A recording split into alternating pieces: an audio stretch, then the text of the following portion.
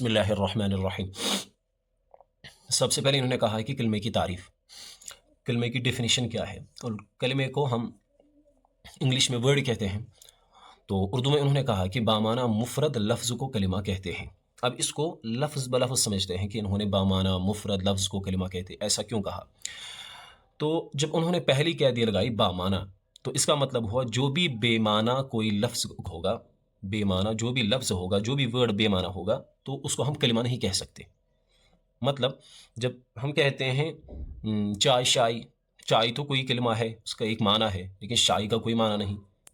اسی طریقے سے کتاب وتاب، کتاب تو سمجھ میں آتا ہے لیکن وتاب سمجھ میں نہیں آتا، وتاب بے معنی ہے۔ تو بامعنی جو کلمہ لفظ ہوگا، بامعنی جو لفظ ہوگا، اسی کو ہم کیا کہہ سکتے ہیں؟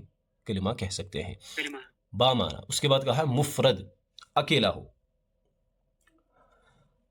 اگر اکیلا نہ ہو تو وہ مرکب بنے گا، تو اس کو ہم کلمہ نہیں کہیں گے، وہ بعض مرتبہ کلام بن سکتا ہے۔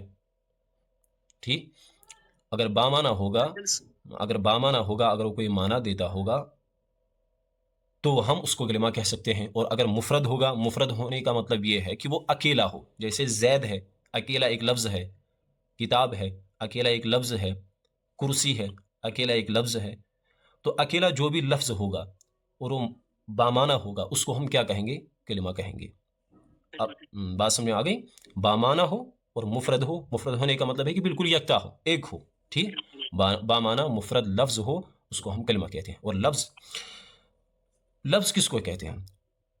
جو کچھ ہم اپنی زبان سے کہتے ہیں، جو کچھ ہماری زبان کے ذریعے سے باہر نکل کے آتا ہے، ٹھیک، ایک آواز کی صورت میں، اس آواز کو ہم سمجھ بھی لیتے ہو، تو اس کو ہم کیا کہیں گے؟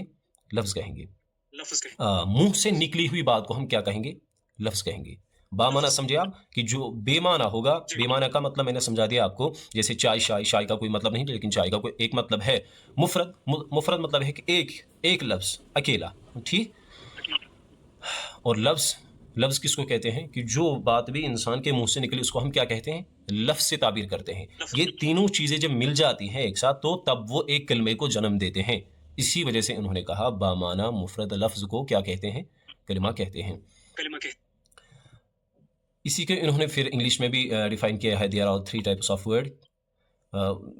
پھر انہوں نے نیچے دیا ہے اسم، فعل، حرف۔ اسم کو انگلش میں ناؤن کہتے ہیں، یہ تو آپ کو معلوم ہی ہوگا۔ فعل کو ورب کہتے ہیں، اور حرف کو پارٹیکل کہتے ہیں۔ ٹھیک،